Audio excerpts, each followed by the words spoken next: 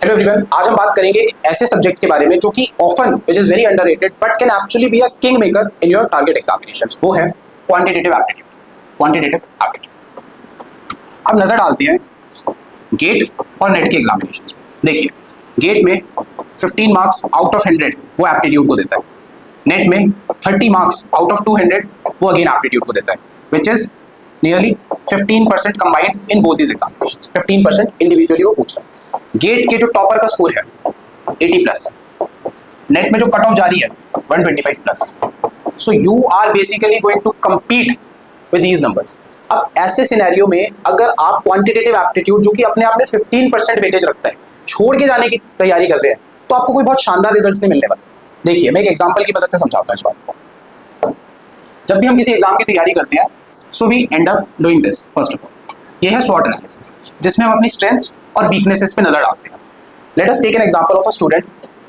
Physics और chemistry दो subjects हैं जिसमें फिजिक्स में उसका स्कोर 70 रहता है बट केमिस्ट्री में he is able to score 35। Alright, अब इस पर्टिकुलर स्टूडेंट के लिए केमिस्ट्री एक वीकनेस है। अगर ये बहुत मेहनत करेगा केमिस्ट्री के अंदर फिजिक्स को छोड़ के तो केमिस्ट्री में ये हो सकता है 39-40 कुछ स्कोर कर पाए। ऑलराइट, बट इस केस में क्या होगा, क्योंकि इसने सारा टाइम केमिस्ट्री को दे दिया तो मैथ्स में या तो ये 70 पे ही अटक जाएगा या इवन ये 70 से ड्रॉप भी कर सकता है। ऑलराइट, तो इसने अपनी वीकनेस को अनड्यू टाइम दिया बट इसकी वीकनेस इसमें इतना अटेंशन नहीं चाहती थी।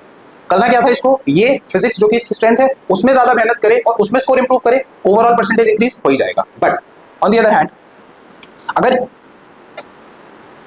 अगर फिजिक्स और chemistry he is able to score 70 but chemistry के अंदर वो 20 मार्क्स ही लेके आ पाता है तो यहाँ केमिस्ट्री उसकी वीकनेस होने के साथ साथ उसका हैंडीकैप भी है। क्यों? क्योंकि केमिस्ट्री उसको फेल कर रही है।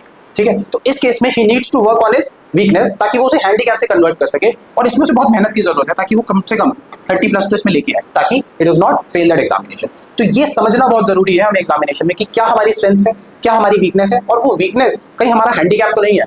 तो अगर आप एप्टीट्यूड में 15% का 50% स्कोर नहीं कर पा रहे हो तो इट मींस कि वो आपका हैंडीकैप है। आपको बहुत शानदार रिजल्ट्स नहीं मिलेंगे इस अप्रोच के साथ। You need to work on that.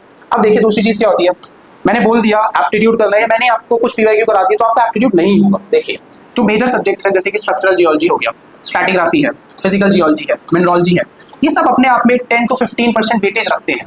जो जियोलॉजी के माइनर सब्जेक्ट्स हैं वो मोर देन 5% नहीं पूछता उसमें से, ये वेटेज है इनकी। ठीक है, वहीं पर साइमल्टेनियसली वो 15% विदाउट फेल हर साल आपको बोल के दे रहा है एप्टीट्यूड। तो आप समझ सकते हो कि कितना इंपॉर्टेंट चंक है।